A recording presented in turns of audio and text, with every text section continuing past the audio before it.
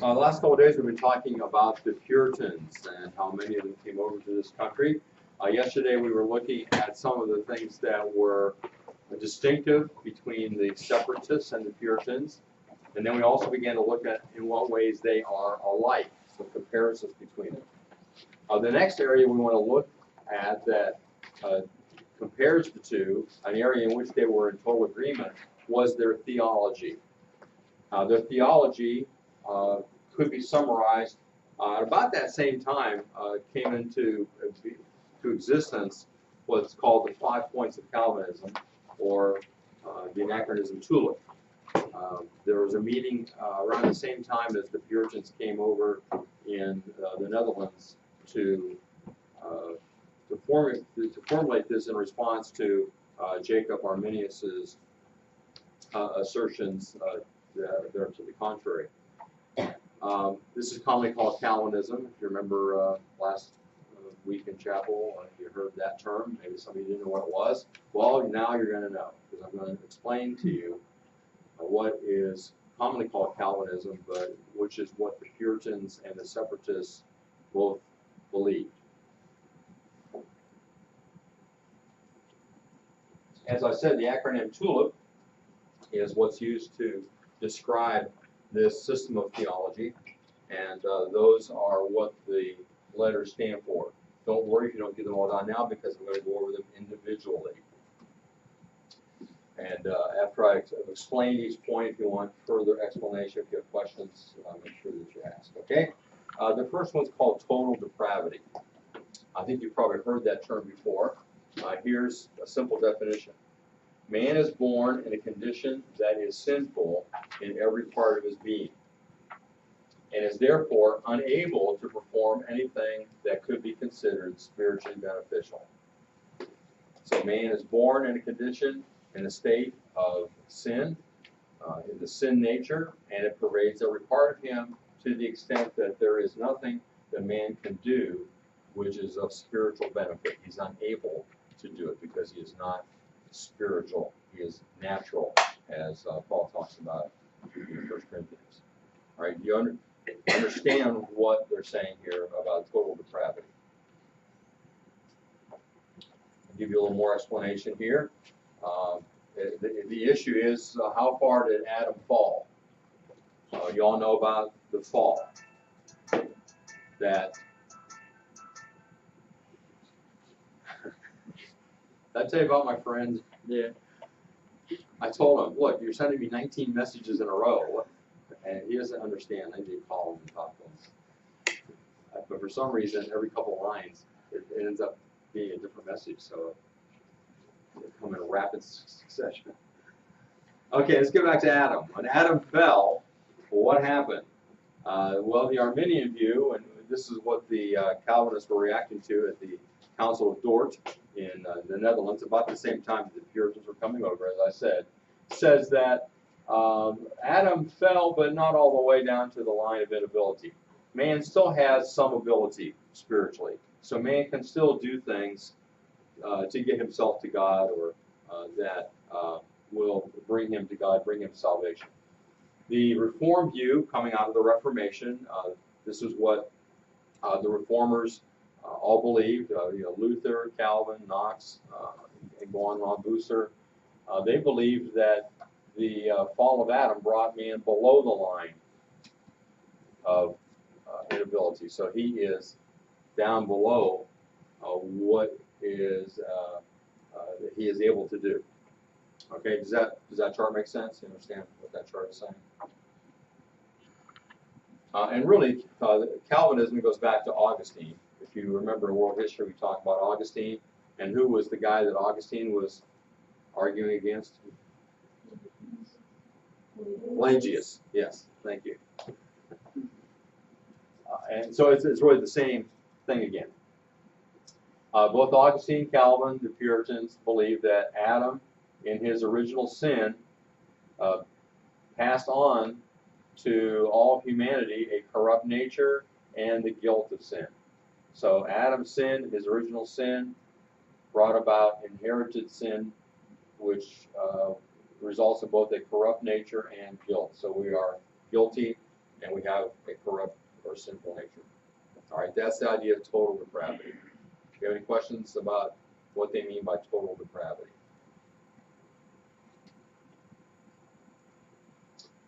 All right, the next letter is U, which stands for unconditional election. And I could almost wish that some of these were in different order, but this one does fit next. Unconditional election. Because man, you'll see, I hope that all these things hold together. That if you deny any one of them, it breaks the chain. And if you believe any of them, the rest of them should fall into place too. Unconditional election. Because man's condition makes him unable to come to God, going back to total depravity, it is necessary for God to come to man. Okay, you follow that? Man can't come to God. He's unable. So God has to come to man. God chooses those who will be brought to him, having elected them or chosen them based upon no condition or anything found in the person except his sovereign choice. Salvation is by God's grace alone. So what they're saying is there's no conditions. God, you can say, well, God, why did you choose that person and not that person? There are no. It's not because that person's better. It's not because God saw that that person would do something. The Bible doesn't tell us any conditions. It's just it's an unconditional election. God chooses based upon just his choice. So that's what it means by unconditional. The example that Paul gives in Romans 9 is that of Jacob and Esau. It says that God, foreseeing nothing in Jacob or Esau, chose Jacob and did not choose Esau. Yeah. Is it really predestination? Yeah, predestination is another word used to describe what's happening now.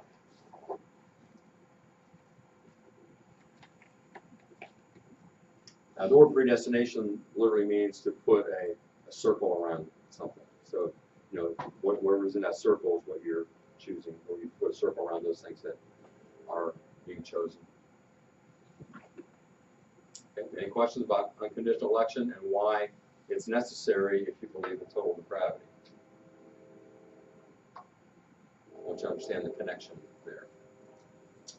All right, the next one is the one that causes a lot of consternation among people, even those who are Calvinists. Some will say they don't buy into this, but it's really a lack of understanding, I think, if you follow the line of reasoning.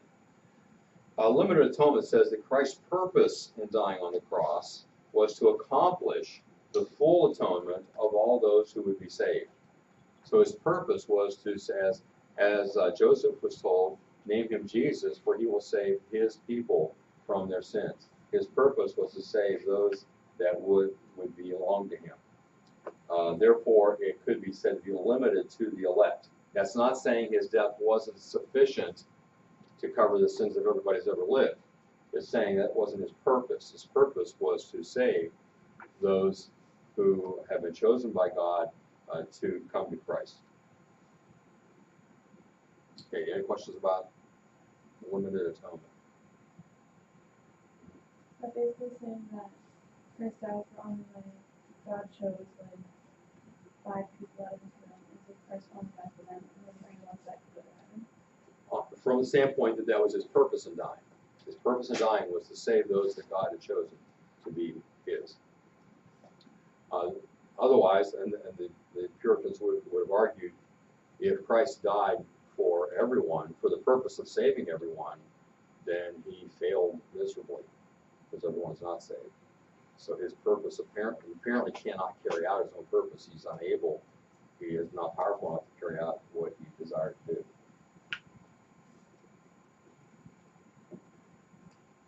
Any questions? Yeah, Gail? If God would have truly loved us, would he actually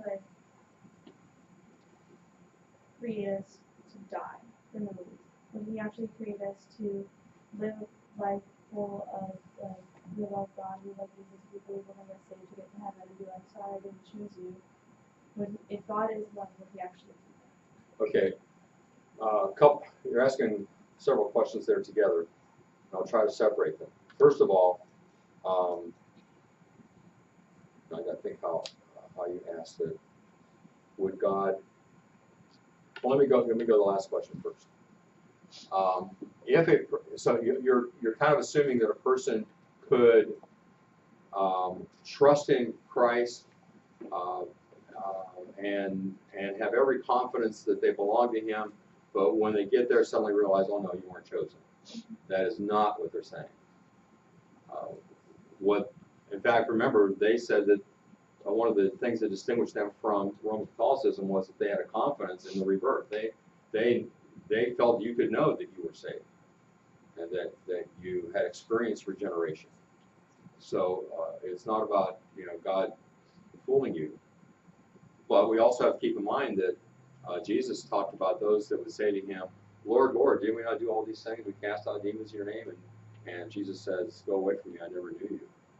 So there is that possibility, and they recognize that. They recognize that they could be deceiving themselves in thinking that they were saved and not really be. But it's not like God's going to pull the rug out from under most people who think that who do believe that they know the Lord. That was kind of a warning to those that were in Jesus' time and today who maybe had a false hope that they thought that maybe by doing certain things that they belong to God, and we know that that's not the issue. It's what's happened inside. I've heard in the past evangelistic messages that said things like, "What will you do with Jesus?" And I'm not going to understand that. But the real question is, what has Jesus done with you? Has God changed you, regenerated you to give you rebirth? Because that's something, as Jesus told Nicodemus, is by the Spirit. Nicodemus wanted to know, what do I do in order to do that? Jesus said, it's by the Spirit. You don't know where it's come from, where it's going. All you see is the result. It's the Spirit of God that does it. You must be born again, or must be born from above. Something comes from heaven. So the first part of your question, do you remember what that was? If God is love, why would He not save everybody? And Paul answers that in Romans, is it 9 or 10? In which he says about God making one as a potter, making one pot for honor and one for dishonor, and basically says, who are you to question God? Who is the pot to tell the maker what he should do? And so we kind of leave it at that. We don't know the mind of God. We accept what God does and trust Him in what He does. So I would suggest reading Romans 8, 9, and 10, 8, 9 especially, I guess, to get a handle on some of these things. That's certainly where the Puritans went. Okay. Any other questions so far? We're not done yet. Okay, the next one is called irresistible grace. That's the I, irresistible grace. If something's irresistible, what is it? No, I know what Nate's thinking.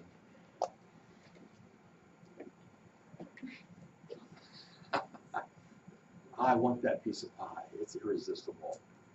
Or, wow, that girl is so pretty. She's irresistible. Is that what you're thinking? No, not at all.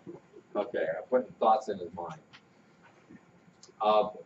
But that's not the way this word is used.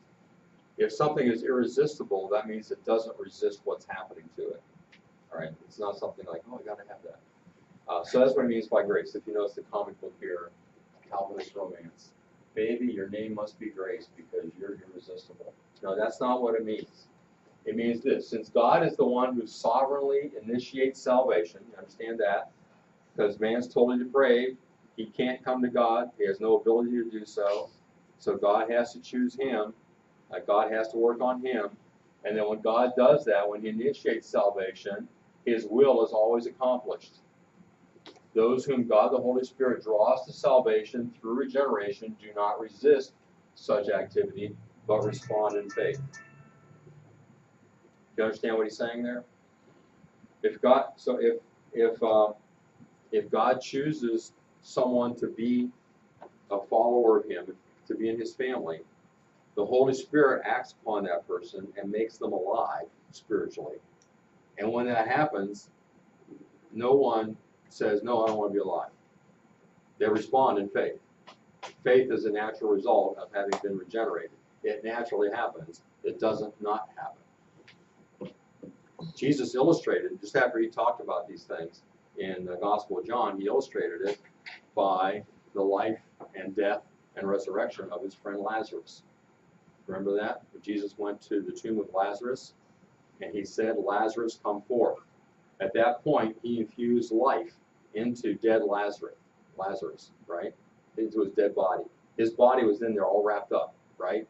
Did his body have any ability to come walking out of that grave on its own? No. At the same time, when Jesus infused life into it, did it have the ability to say, no, I want to stay dead? No, because once life is there, it's not. There's really no choice in the matter. You are alive. And so that's what happens spiritually, the Puritans believe, that when a person is made alive, they don't resist that. So when God determines to do something, it happens. His will be accomplished. Does that make sense? Does everybody follow what's being said? Jessica? Would you like not believe in free will then? Free will is a relative term. For example, we could all say we have free will, but are there not limits to what we are able to do?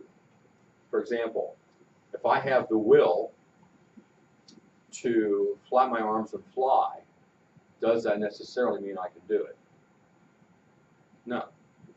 So so there are limits to what I can do within my free will. So when a person is born a sinner, they have the total free will to do whatever they want, but everything they do is sin because they're a sinner. There's a goldfish in a gold bowl. That goldfish has the freedom to swim anywhere they want in that bowl. But do they have the ability to jump out of that bowl and walk on legs? No. They don't have the ability. So it's not about will, it's about ability.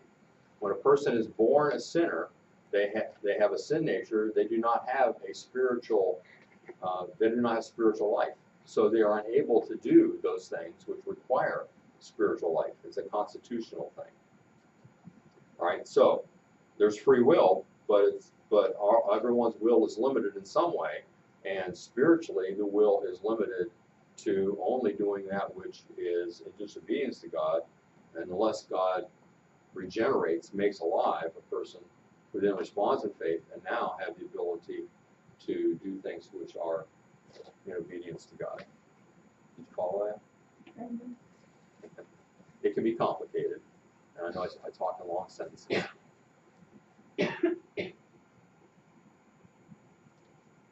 So the word free will is always relative to something. We like to think it's not, but it's always relative.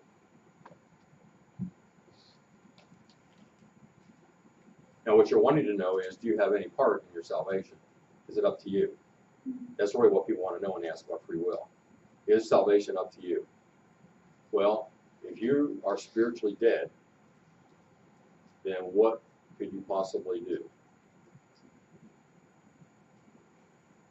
What can a dead person do? They're laying there dead. What can they do? Nothing. And a person spiritually dead, spiritually can do nothing. It takes an act of God to make them alive so that they then can respond in faith. They can do something spiritually then. Kayla? So somebody can do, like, if they're spiritually dead and they know it, they can't say, like, Lord, I know I'm spiritually dead, I need your help. Can you please come and They can't. That's not. I would say if they're doing that, that probably indicates that God is working in their life. God does things in people's lives to bring them. I mean, Jesus talks about this in the Gospel of John a lot. He talks about how God the Father has given him certain sheep that belong to Jesus. He says, God has chosen the sheep that belong to me, and when I call them, they hear my voice and they follow. Well, what's an indication that a person is among the sheep that God has chosen? The fact that you're following Jesus. And so a person who is hearing the call of Jesus and is following that, even in the beginning stages, indicates possibly that they are among the sheep that God has chosen.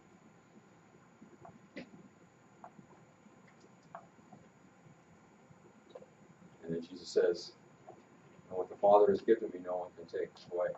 No one can take them out of his hand. Which takes us to the next one if we're ready. And that is perseverance of the saints. All right, now follow this. And all these things line up together, to fit together. Since the saved are chosen by God, brought to salvation by God, and regenerated by God, so who's doing all the work? God. Then God will ensure that the eternal life given will remain. In essence, those who are truly regenerated will not lose their eternal life because God's the one that brought it about. God's going to keep it there. Some people look at this perseverance of the saints and think the saints are doing something to persevere, but it's not. It's the perseverance of God in the saints. It's the perseverance of Christ, really, that results in the saints having eternal life. If they have eternal life, it won't be taken away from them because God is the one that brought it about.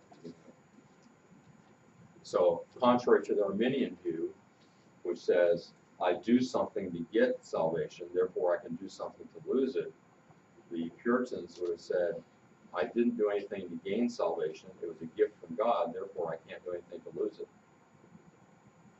I didn't do it in either case. I didn't do it to get it, so I can't do anything to lose it. Yeah. So like they're saying that if God were working and he was in life and they kind of walk away and would do everything in their life, then like God can take away that eternal life. What they would say is if a person acts like an unbeliever, they probably are an unbeliever, no matter what they said at one time. So they would have looked at their own lives. They really were a lot about looking at their own lives to make sure that their lives were in line with the scriptures, realizing that the heart is deceitful above all things and desperately wicked, as it says in Jeremiah. So they were really aware of that fact, and maybe sometimes maybe even had a little bit too much introspection, but they certainly understood that if a person was not living a life that reflected Christ, then they probably don't have Christ.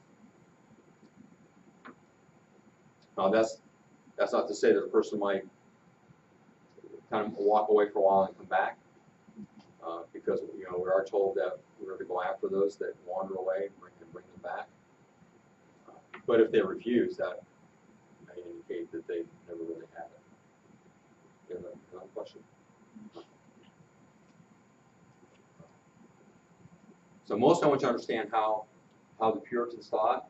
This is going to come into play in some things later, what their theology was, because what you believe influences what you do, right? And this is what they believed and the logic of putting it together. All right, so kind of a summary, looking back over it again. Oh, that's kind of hard to read, isn't it? Total depravity, TULIP, T-U-L-I-P. Total depravity doesn't mean people are as bad as they can be. It means that sin is in every part of one's being, including the mind and will, so that a man cannot save himself. Unconditional election, God chooses to save people unconditionally. That is, they are not chosen on the basis of their own merit. L, limited atonement. The sacrifice of Christ on the cross was for the purpose of saving the elect. I, irresistible grace. When God has chosen to save someone, he will. And then P, perseverance of the saints. Those people God chooses cannot lose their salvation. They will continue to believe. If they fall away, it will only be for a time. All right, any final questions? Stephen? Does the Bible support this? Well, I'll leave that up to you to figure out. Okay. I've cited some passages already that you can look at.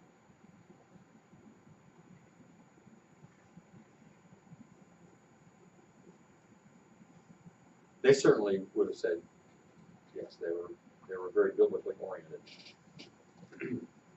And like I said, the reformers coming in the Reformation, coming to the understanding of sola scriptura, that Scripture is our only basis of authority, not church councils, not popes, not what any man says, came to these same conclusions. Jessica? So if by this logic, if you're not chosen, Oh, yeah, let's start again. so if by using this logic, like if you're not chosen, if God doesn't choose you, and there's like nothing you can do, like you just have to like go to hell and that's it. You wouldn't care. If you're not chosen, you're not going to care if you're chosen, because you've got no spiritual capacity within you to desire it. Now you might desire other things. There are a lot of people that run after religion and run after experiences and talking to spirits and all kinds of things to meet a spiritual need, but they're not seeking the real spiritual source, and that's God Himself. If a person, and Jesus follows up His teaching on these same issues in the Gospel of John by saying, "And he who comes to me, I will not cast off. I'm not cast off." So He's saying, on the one hand, God has chosen those that are part of my sheepfold. They hear my voice and they come to me when I call them by name.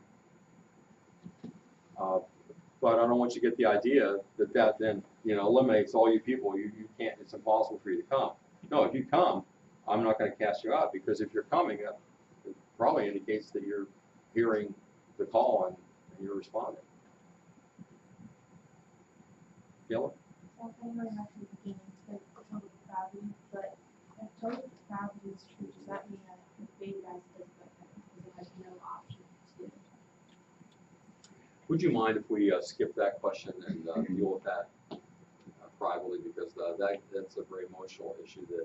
This is emotional enough for a lot of people, and I don't think I want to get into that side light, because there's among those that are Calvinists, there's great disagreement about that. Stephen? So if you're like a God-loving Christian, then that means that you are elect, you just don't know it? Well, you may not know the word. Is that Like, if you're a follower of Christ? yeah. And do you know that you're elect? Nah, you don't know. Because why? You never heard this before. Right? Is that what you're saying? No. Like, if you're an actual Christian, then are you elect? Because you said if you're not elect, then you wouldn't care. So, like, people who aren't Christians, they're not elect, they just don't know it. So they don't really care.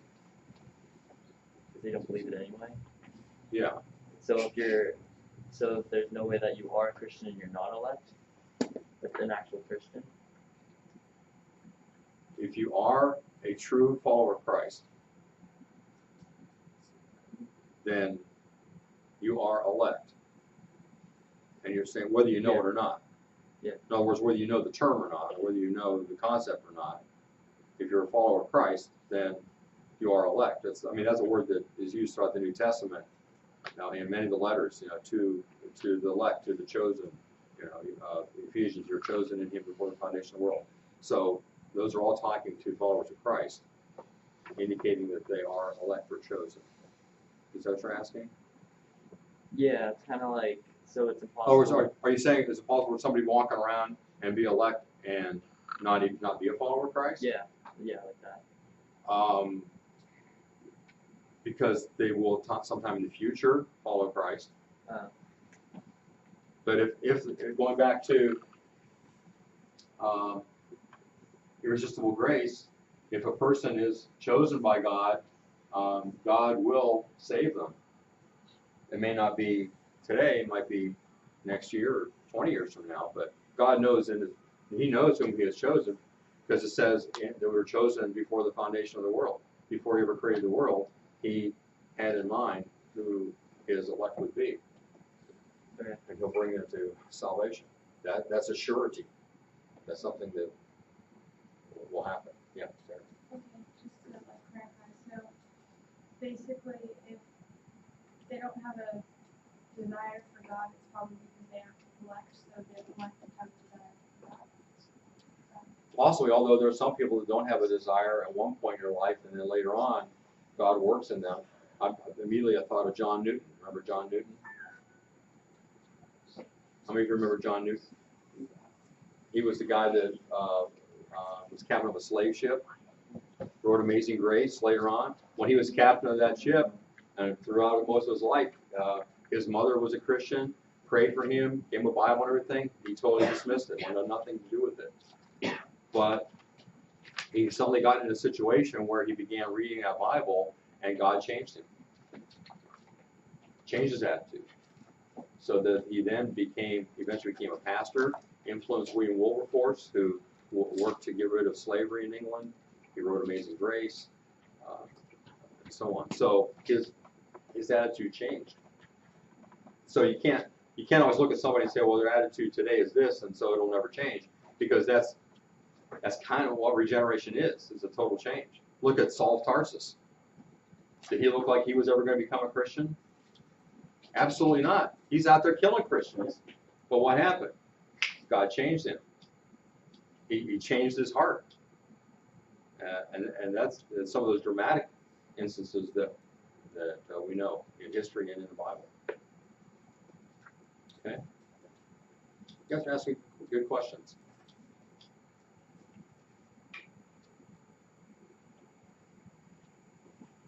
All right. Now, what I want you to be able to reproduce not all the explanations, but at least the letters and what they stand for. Okay? So that when we're talking in the future about the Puritans, and if I mention something, you'll know what I'm talking about. You'll remember that.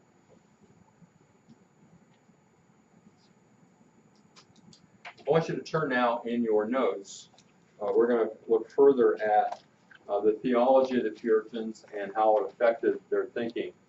But it looks like we're going to be out of time. So we will look at the article called Theology on Fire tomorrow. Notice the subheading. Puritans were not lukewarm about anything, let alone what they believed about God. So when the Puritans believed something, it wasn't half-hearted. It wasn't like, oh, well, give or take, sit on the fence. No, when they believed it, they believed it, and especially their theology and putting it into practice. So we will look at that tomorrow. Questions? Now, if you want to get started on the next assignment, if you have some extra time, we're going to be a day behind on the assignments that are on the board. The next assignment will be to read the article following the one we're going to do together called Puritans and Presbyterians. So read and highlight that. That'll be for Monday. Everybody get their reading reports in? Yeah. Anybody having trouble getting it onto Google Classroom?